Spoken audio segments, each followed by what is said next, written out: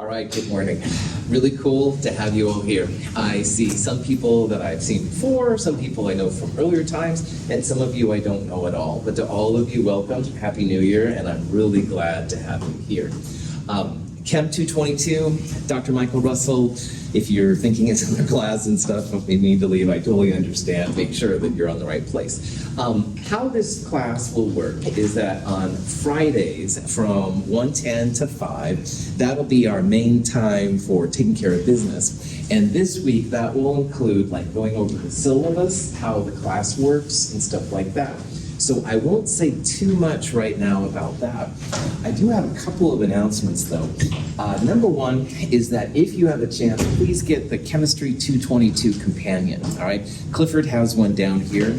Good, I see another couple of ones up there. Well done, outstanding. This is basically a list of almost everything you need for the whole class. And if you get it right away, that would be awesome. It takes a while to ship and stuff, so if you don't have it, please order it. Otherwise, you will have to print out a lot of material. And if you're cool doing that, it's no problem. Mount Hood has facilities to print things, but it will take time and some extra money, stuff like that. For this Friday at 1:10 p.m. in room 2501, I would at the very least like you to bring a printed copy of the chromatography lab. It's in the companion, so if you have the companion, you don't need to print or anything like that. And also bring your calculator, all right? And while we go over the class and stuff, I'll also go over some kind of quick review things from Chem 221 just to make sure that everybody's kind of up to speed. Any questions on that? A very silly thing. Today is the birthday, celebrated birthday, of a person named Soren Sorensen. Soren Sorensen has those cool O's with a slash line through it, some kind of Finland, Norwegian thing, I don't know. But anyway, Soren Sorensen was the developer of the pH scale, and his name's not advertised enough, so I had to put up this. I apologize. The instructor needs to get out and get fresh air more, obviously. Another announcement, what the heck, I'm full of announcements today. The website for this class is mhchem.org/222, all right? You don't have to go in through the MyMHCC portal or Blackboard or anything like that.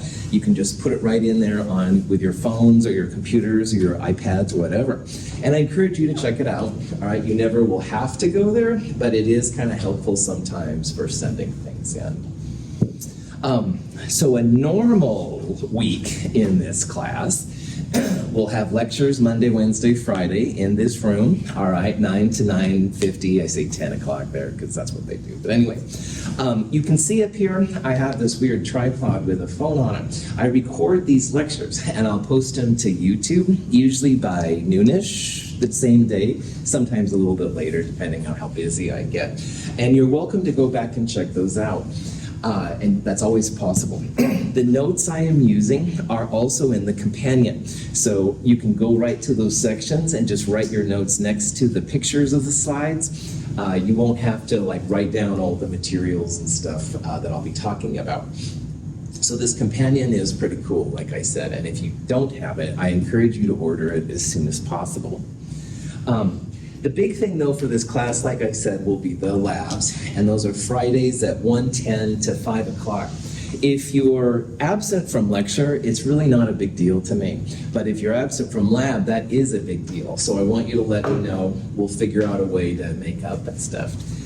Fridays at 1:10, we will meet in room 2501, which is upstairs. Kind of near the between the F and the G parking lots. At 2507, we'll move to the actual lab room, which is where we have chemicals and we have spills and stuff like that. Again, I would like you to get a copy of the chromatography lab. Eventually, we will need some safety goggles, safety glasses. A set from the dollar store is fine, no problem. And then finally, one last thing is that we're still in the shadow of COVID a little bit. There is a questionnaire you're supposed to complete each day you come to campus. So in the morning, usually 5, 6 a.m. or so, they email something to me. I click on it, I fill it out, submit it, it's no big deal. There's like 2 questions to fill out.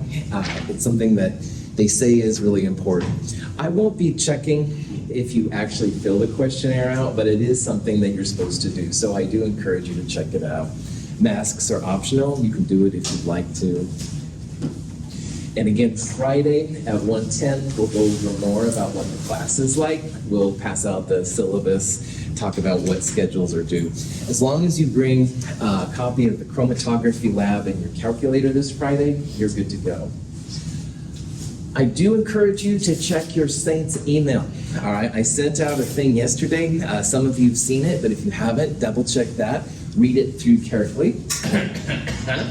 Sometimes I cough, not because I have COVID, but because I'm trying to give you a hint as to something that's going on. So check that out.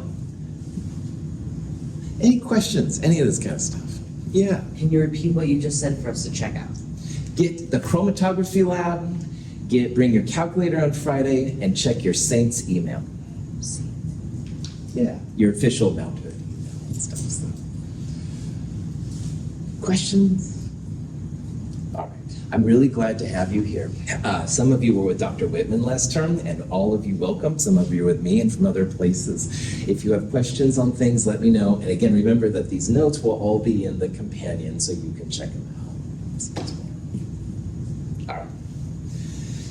In Chem 221, at the end, we left with electron configurations of atoms and ions of atoms. So we talked about 1s2, 2s2, 2p6, et cetera, and how to make those kind of things. Well, that's great for elements.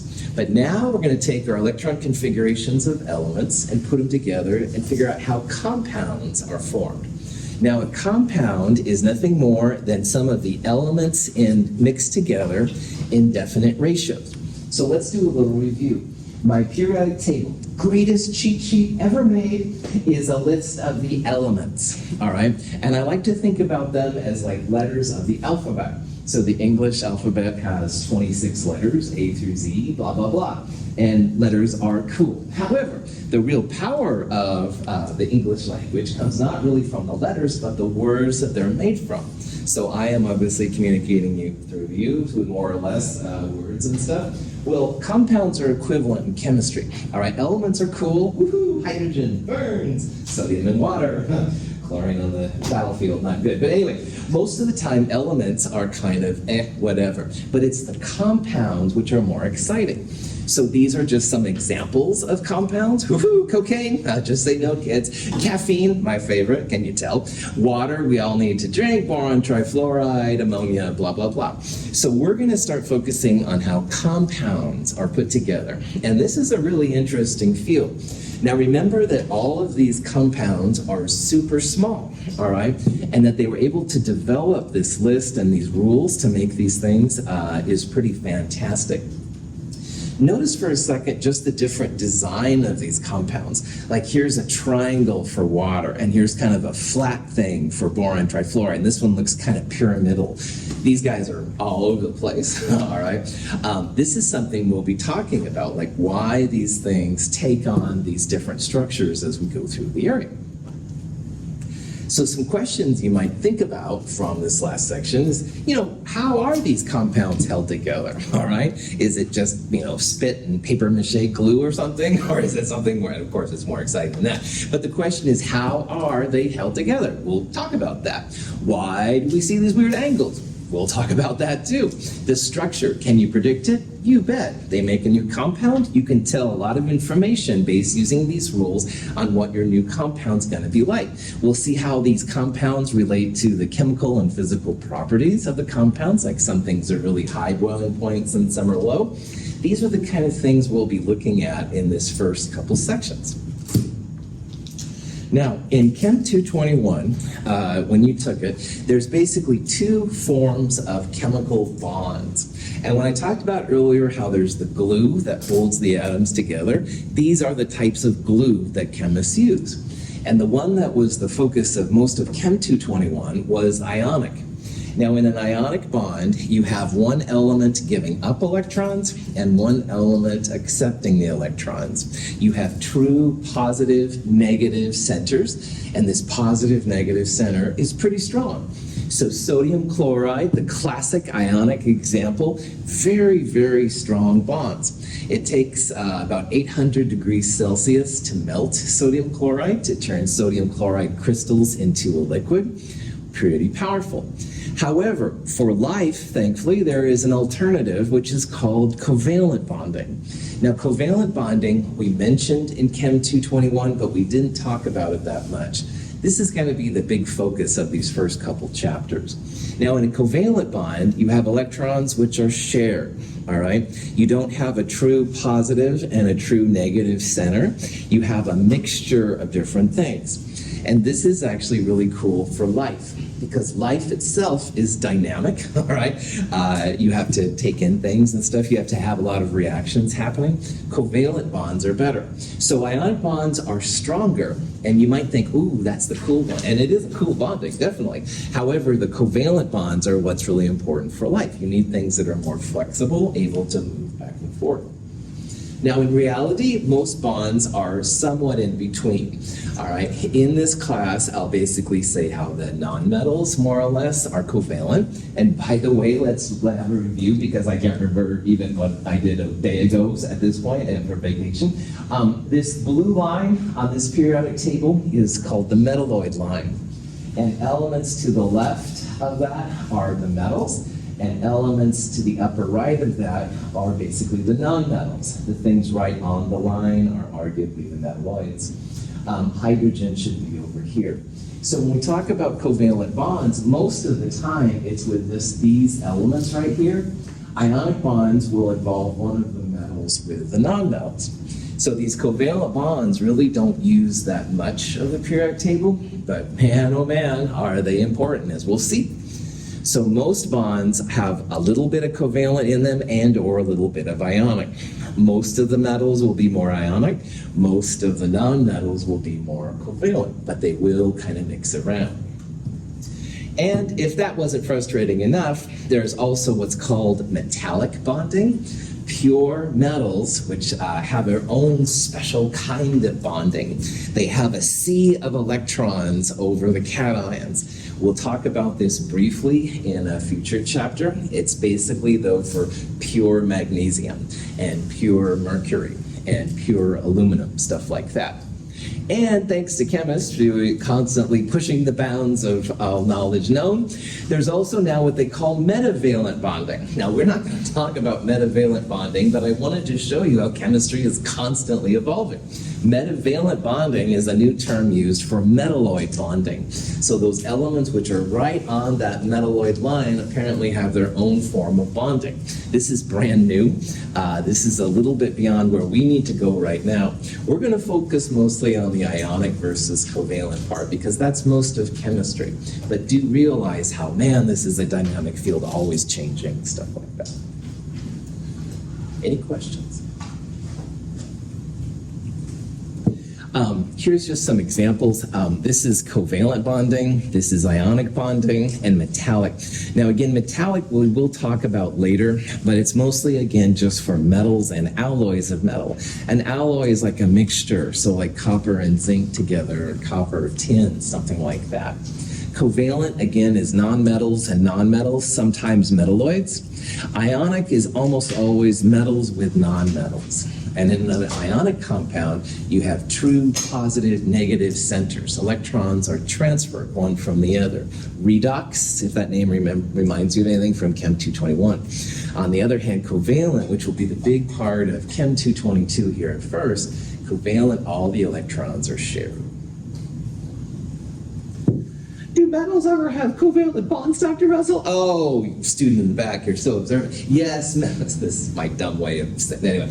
All right, yes, metals sometimes will have covalent bonds. It's called organometallic chemistry. Don't get me started. I start talking about things and I can't stop. But that's, again, beyond where we are. But in future classes, you might see more of this stuff. All right. Now, ionic forces are governed by what's called Coulomb's law. And in Chem 221, in my version, I talk about it, but I just want to make sure everybody's up to speed. Coulomb's law is used in physics. This is the full version. And in physics, you can calculate how many newtons of force are between two different objects. In chemistry 222 and 221 and 223, we're going to use the overall form to predict how strong things are, but we're not going to actually do any calculations. So when you have a true positive negative center, the force between them depends on two things. It depends on the number of positive and negative charges, which is what that top part is right there. And it's inversely proportional to the distance between the charges, which is that part right there. Now, this is an example of a lithium and a fluoride coming together to make ionic lithium fluoride. Lithium is a metal, and fluoride with a negative ion is a nonmetal. So when they form, this is a classic ionic bond. The d distance is literally the distance between the centers of the atoms, all right? And as that distance changes, the force between them changes. Now, Clifford, are you cool being my model dude here? Yeah. All right. So this is just the best way to describe this, which is very embarrassing, and I know all the rest of you will now sit in the back of the room, and I understand, but I can walk around to you. I see you, I look at, no, I'm just joking, yeah, it's nice to have you here. Clifford's my man, so I'll use him as an example. Ionic bonds depend on the number of charges and the distance between them. Clifford, haven't seen you in a long time. Single handshake, all right? This is like a positive one, negative one, all right? Caitlin says, come on, guys, break it up. And she breaks this up. Well, it's not too hard with a single bond.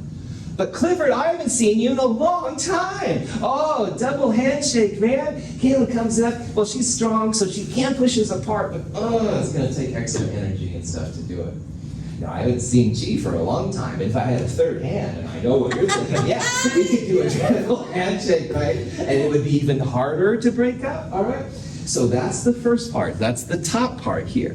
One handshake, we can break it up. Two handshakes are tougher. Three handshakes, if you could do it, would be even tougher yet, all right? You can always use a leg.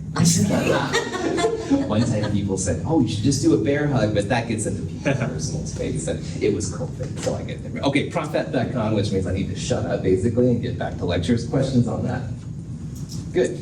Now, other part about it is the distance between the ions, all right? Clifford, so good to see you.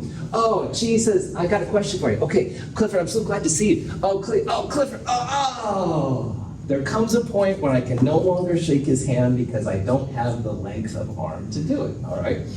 That's what the bottom part is here. So forgive my stupidity, which I'll share with you so many times, unfortunately, with this class. This is like the handshakes, all right? A single handshake is strong, but a double handshake is even tougher, all right? And if you had a positive 3, negative 3, it would be even tighter. And that's what this part is saying. So the more charges you have between the ions, the stronger the force is going to be. The other part, though, is the distance between. Clifford and I are close, got a good strong handshake. But I'm getting pulled by another student or whatever. So I get farther, and then eventually there's even a place where that distance is too great and we can't shake hands anymore, all right?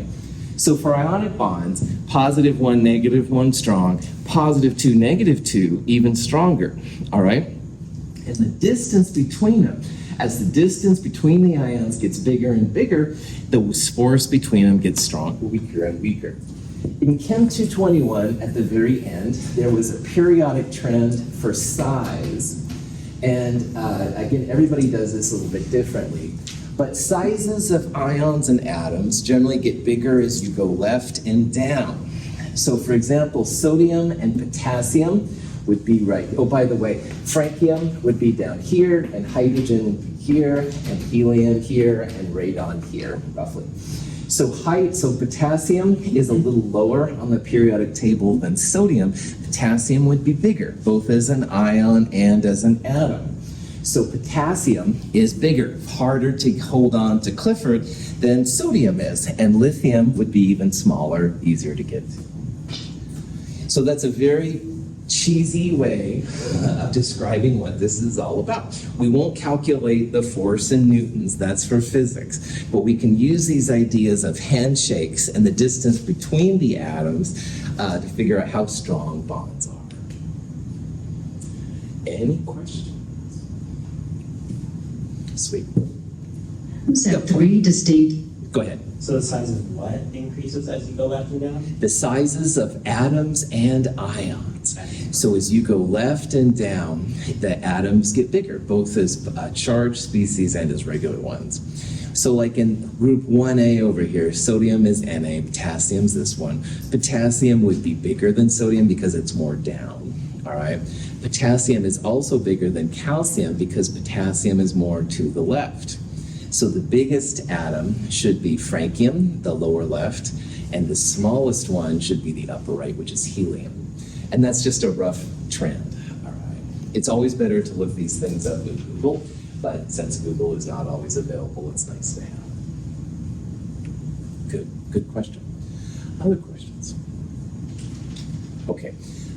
This slide, which I'll show a little video here for a little bit, shows that when you make a bond, you have to have more attractive forces than repulsive forces. So these are just two generic atoms.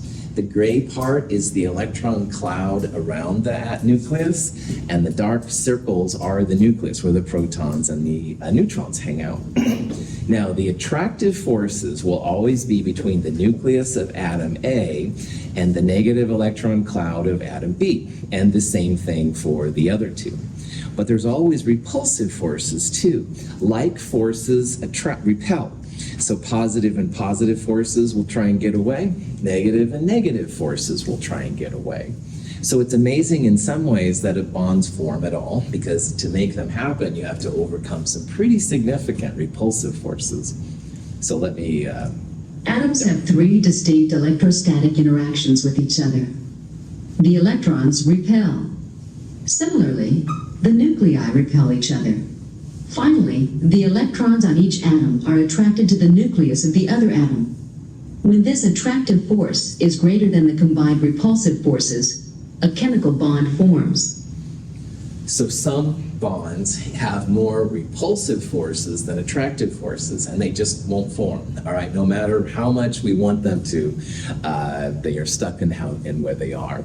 But there are, of course, a lot of attractive forces that do overpower the repulsive forces, and we'll focus on those. Now, covalent bonding is going to be big time important for us in these first couple of chapters. It's definitely the main focus of the first two and arguably 3 chapters we're going to talk about. After the first midterm, we'll look more at ionic bonding and metallic bonding. But for right now, it is kind of important to know if a compound is ionic, covalent, or metallic. So let's say that I put up here strontium bromide. And I said, hey, is this ionic, covalent, or metalloid or something, or metallic, whatever? Well, what I would do is look where these things are on the periodic table. So strontium is in the lower left. It's number 38 SR. And strontium, to the left of that metalloid line, is a metal. Bromine, on the other hand, number 35, up and to the right, this is a nonmetal. So this is a metal with a nonmetal, and those are usually going to be ionic. Okay? On the other hand, you go home and you turn on your natural gas burner if you have one. Most of the natural gas is made up of a compound called methane, CH4. If I said, what's the bonding in this? Carbon, upper right, so a nonmetal. Now, hydrogen is officially in the upper left, as you know. However, hydrogen is a nonmetal. So that's the one weird nonmetal, just FYI. So nonmetal, nonmetal. This is probably going to be covalent. On the other hand, let's say that Clifford has been looking at some garage sales, and he finds something made of pure silver, all right? And I think you did, actually, right? Clifford had this cool class presentation. We'll talk about that on Friday. Anyway, I'm digressing once again. Silver as a solid is what I'm writing right here. Silver here is a pure metal. There's no nonmetal with it or anything like that. That would be an example of when you have a metallic compound. So metals by themselves in a pure state would be the metallic version. Questions? So, electrons in molecules is a real important part of chemistry. And it's amazing, again, that people are able to figure this stuff out because they're so small, and but the process is really cool. You can figure out sometimes where reactions will happen, knowing how the electrons are distributed. It's kind of cool. And this theory has gone through many iterations, just like the development of the atom came through many different iterations. But the one that people use today and still use is created by a guy named G.N. Lewis. And Lewis was one of the first great American chemists, all right? America didn't always have the best scientists until around the time of the 20th century came around, and Lewis was one of them. And Lewis is someone we'll talk about both this term and next term as well. He had an acid-base theory, which was cool. But anyway, long story short, we're going to be talking a lot about what's called a Lewis electron dot structure, or a Lewis structure. And a Lewis structure, when you know the rules of how to create them, are just really great in order to see how electrons are placed in molecules. And the rules are pretty chill. We'll talk about how this goes here. Now, all atoms have a lot of electrons. Quick review. On the periodic table for carbon, there's a number 6 right there. That 6 is called the atomic number, and the atomic number really represents the number of protons. And you can't change the atomic number without changing the atom. So if you have an atom with 6 protons and you add 1, it becomes a whole different element. It becomes nitrogen. So you can't change the number of protons without changing the actual atom itself. However, in a neutral atom, the number of electrons will equal the number of protons.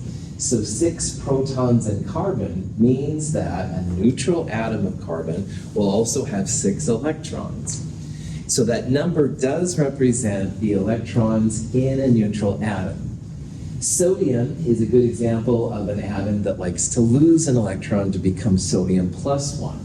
So sodium plus 1 does not have 11 electrons, it would have 10. Well, sodium still has 11 protons, but not the same number. Any questions on that? Okay. So what this part here says is that not all of the electrons will be involved in the bonding. All right, some of them are farther into the core of the atom, and they won't be affected as much. So we'll talk about that. So these outer electrons, which I'm going to start calling valence electrons, all right, are the ones that make the bonds stick together, the ones that make the compound. And those valence electrons are placed into what's called bonding pairs and lone pairs. And we'll talk about this stuff here as we develop our understanding of a Lewis structure. Okay.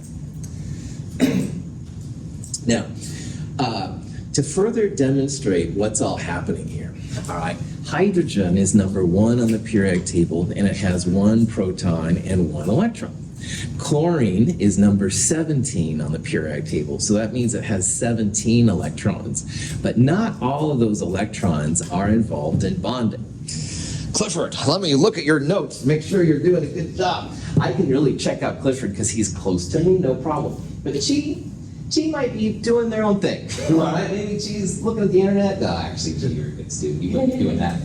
Anyway, whatever Chi is doing is fine. Chi is further from me than nucleus. Chi would be an example of a valence electron because it's the outer electrons which are further from the nucleus. Clifford is so close to me, the instructor, he's not going to be doing anything but studying, all right? But the valence electrons are the ones that are involved with bonding. So we're going to talk here a little bit about core electrons and valence electrons. Clifford would be an example of the core electrons, closer to the nucleus, not moving away. Chi would be an example of the valence electrons. And the valence electrons, those outer electrons, are the ones that are involved with bonding. So even though chlorine has 17 electrons, we're not going to use all those 17 electrons to make a molecule like HCl. We're only going to use some of them. Now, when I draw a Lewis structure for HCl, there's a single line between the H and the Cl, and that's an example of what's called a bonding pair.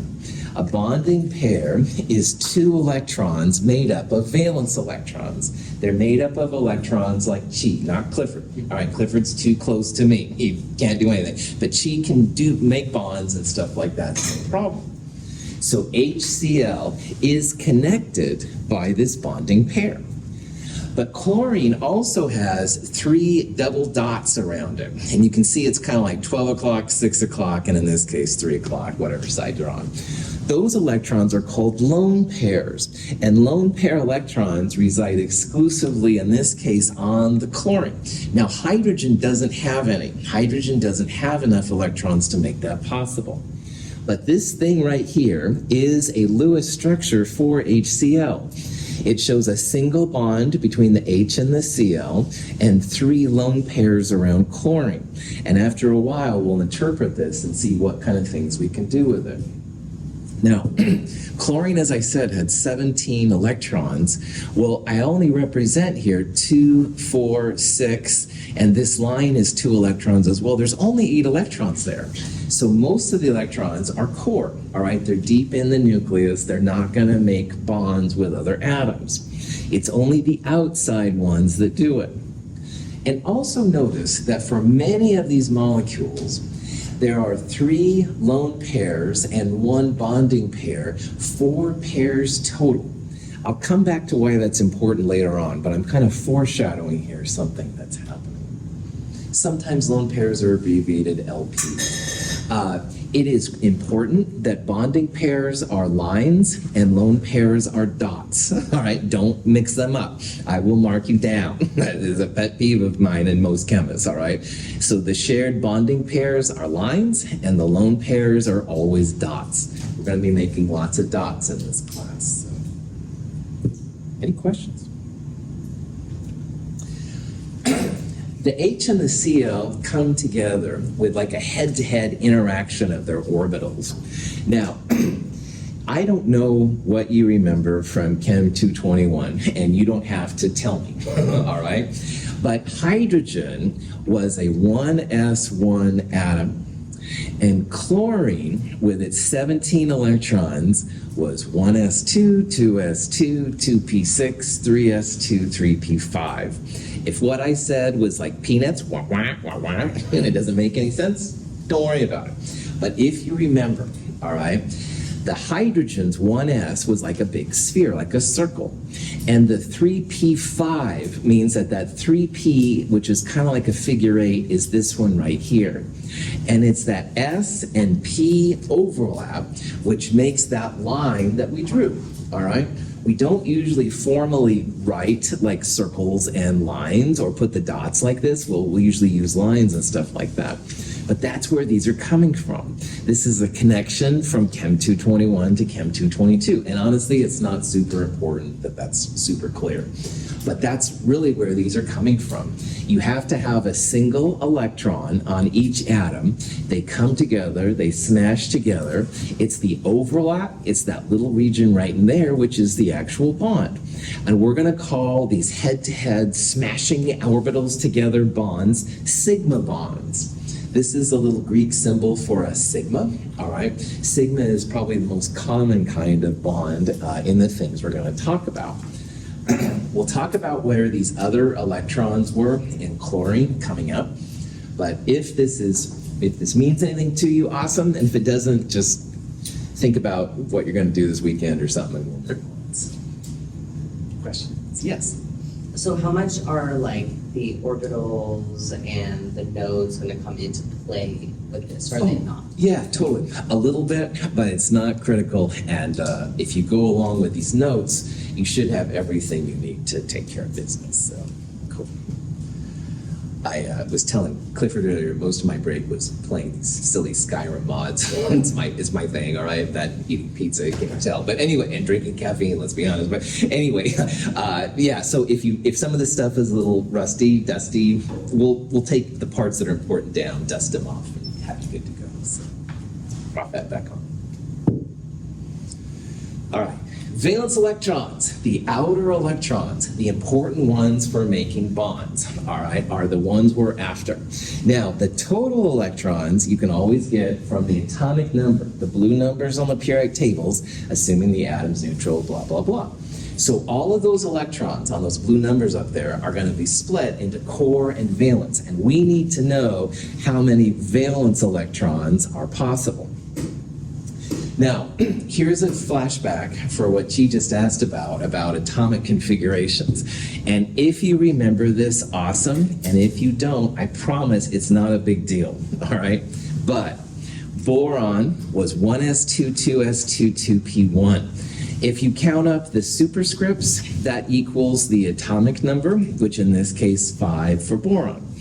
And so 1s2, 2s2, 2p1. Now, in electron configurations, sometimes we use noble gas notation. So in this case, it would be a helium with the brackets. And then anything outside of the noble gas, which in this case is 2s2, 2p1, would be right there. The core electrons are kind of like the noble gas core, all right? They're the ones that are deep inside.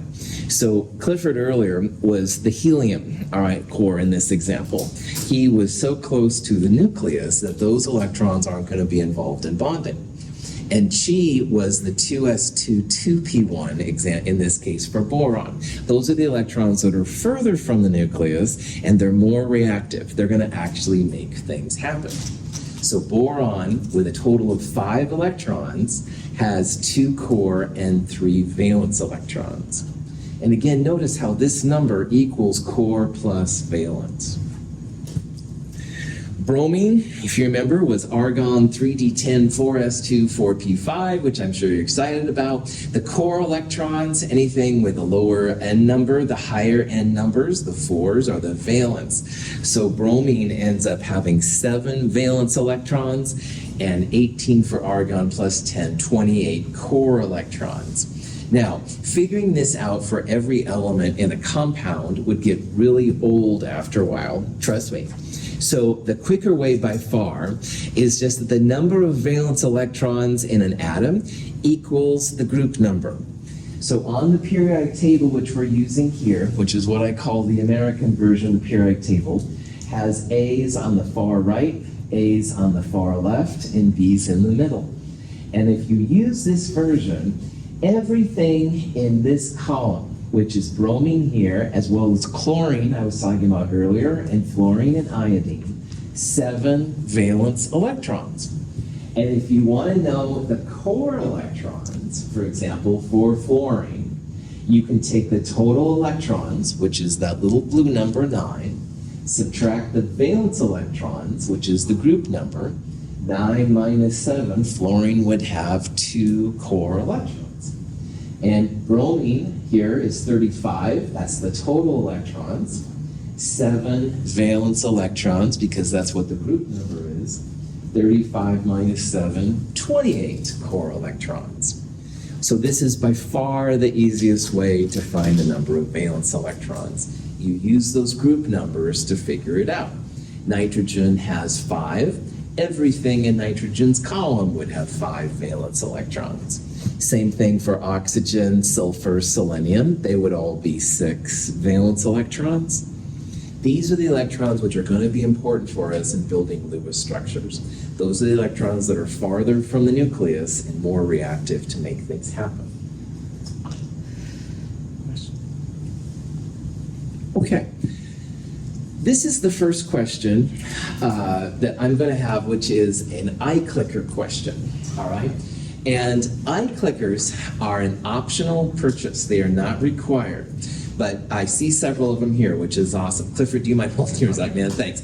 My iClicker is blue because it's the instructor version. The white ones are the student ones. It's not a required purchase. However, if you do purchase them, and you can buy one on Amazon for 40, 50 bucks, something like that, you do get extra credit in my class, which is kind of cool. I have like a database on my computer that I hold on to.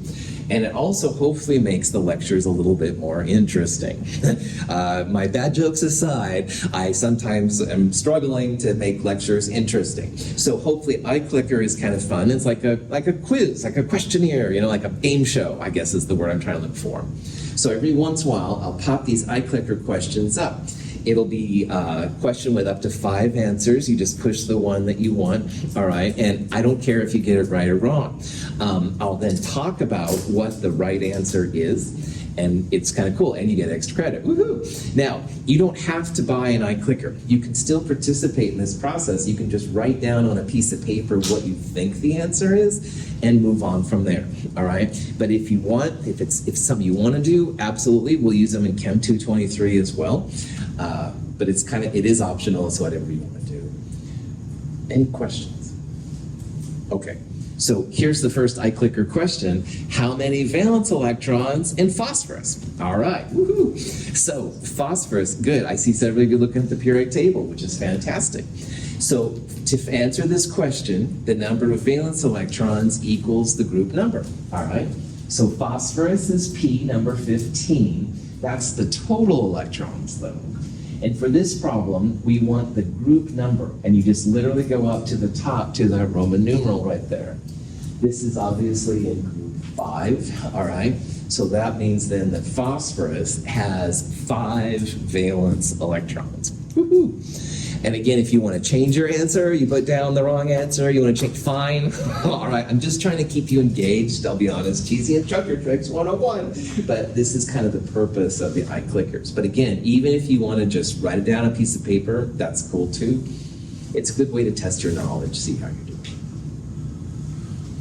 Any questions on that? Cool. Excellent.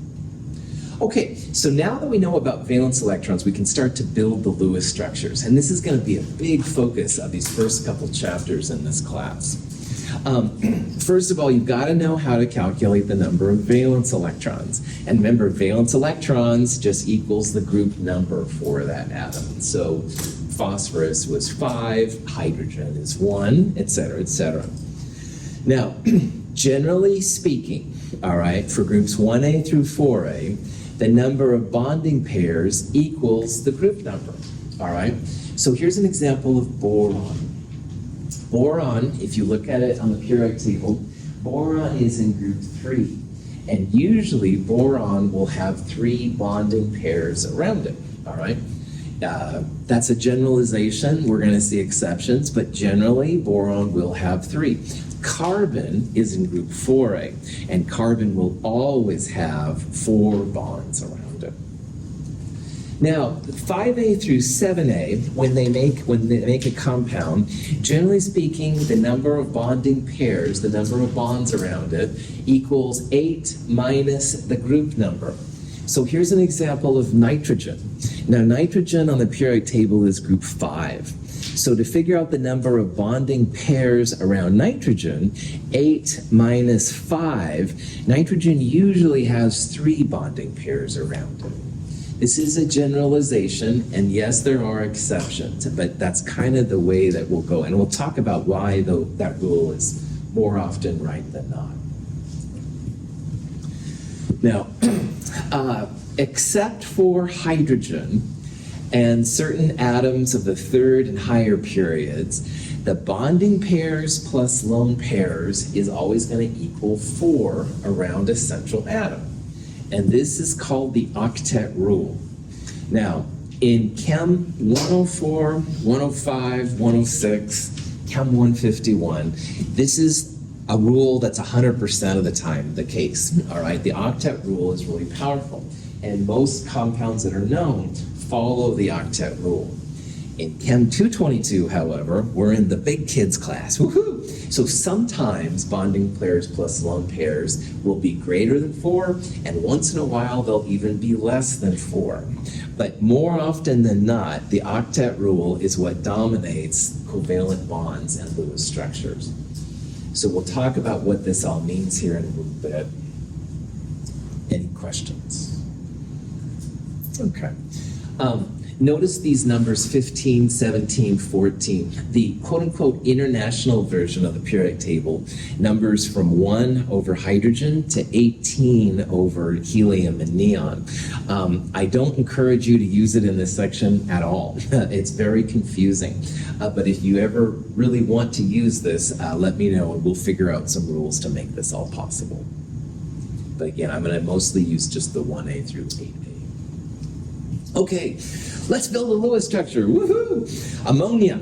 the main component of smelling salts, more ammonium than ammonia, but that's beside the point. Ammonia, NH3, present in your house, I'm sure, is some kind of household cleaner. Let's build a Lewis structure. All right. So first what we need to do is figure out those valence electrons. Now, ammonia has 4 atoms, a nitrogen and 3 hydrogens. Hydrogen is in group 1, so that means that each hydrogen atom has 1 valence electron. Nitrogen, on the other hand, is in group 5, so it has 5 valence electrons. So there are 3 hydrogens with 1 electron each, plus 5 from the nitrogen. This molecule has 8 electrons total. Now, we're going to talk a lot about pairs of electrons, and a pair is always 2 electrons. So 8 divided by 2, this thing is going to have 4 pairs of electrons to place around it. And I always encourage you to start with this part right here. All right, always count the electrons first. Okay, the central atom is key to figuring out the structure. And this one's pretty easy. The central atom can't be hydrogen. Hydrogen really doesn't have enough electrons around it to do much. So almost always it'll be anything but hydrogen. It's almost always the first atom listed. So in this case, that's definitely going to be nitrogen. Now, some acids will have H listed first. Hydrogen is not the central atom. Acid nomenclature is really important to chemists, so you'll sometimes will see the H listed first for those. But that doesn't mean it's the central atom, all right? Hydrogen is not the central atom. We're going to talk about something called electronegativity. We'll talk about that later. That central atom is always the atom with the lowest electronegativity. But I haven't talked about that yet, so again, foreshadowing, fascist chemist. Anyway, so in this case, it has to be nitrogen, all right? It can't be hydrogen, and so in this case, it has to be nitrogen. Nitrogen is the first atom listed. Usually that will be your central atom. Okay. So in this molecule now, we have 4 pairs of electrons. Nitrogen is the central atom. Now we can start putting things together. Now, Aiden's right here. I haven't said anything to Aiden so far. Aiden's probably bored. He's going to move on and go somewhere else. So I'll say, Aiden, what's going on? All right? This is like me making a bond with Aiden. Psychological here, not chemical, but it's the same idea. If you don't have some kind of connection between the atoms, they're going to drift away. So what we need to do is connect those outer atoms, i.e. my students, to the middle atom, i.e. me. In this case, it's called a bonding pair. This is like me saying, hey, Aiden, what's going on? So Aiden's like, he feels part of the class, and I'll do it all to you eventually once I learn all of your names, which will take me forever, but that's okay. Anyway, these are called bonding pairs. That's the next thing you want to do. You want to connect the outer atoms to the inner atoms, all right? You want to make sure that there's a connection between them. So nitrogen is going to be connected to the 3 hydrogens right there. Those are sigma bonds, the head-to-head overlap of things. That line represents 2 electrons, all right? But we draw them with lines. Don't use dots. Now, if this is 2 electrons, 2 and 2, that's 6 electrons total, or I've drawn 3 pairs. I had 4 pairs total. I have 1 more pair left, and you can't just like sweep it under the rug. You have to do something with it. So the central atom really wants to have that octet, that 4 pairs of electrons. 4 times 2, 8 is the octet. So we're going to put a lone pair on that nitrogen right there. So this structure right here is actually the Lewis structure for ammonia, all right? And we would say that this molecule has 3 bonding pairs and 1 lone pair. We drew the bonding pairs with lines and the lone pairs with dots. It has a total of 8 electrons around the nitrogen, or 4 pairs, that octet rule. Pat yourselves on the back, first Lewis structure down. Any questions on this process? For Wednesday, I would like you to look through a handout in the companion. It's called it's actually called the Building Lewis Structures, or the Geometry and Clarity Guide. This is going to be super important for us. It's in the companion. You can look it up. These handouts will be very, very important as we go through the rest of this class and stuff. So, But that's it for today, I think. No final questions? All right. Really honored to have you all here. If you have questions on anything, let me know. Email 24/7. Have a wonderful day.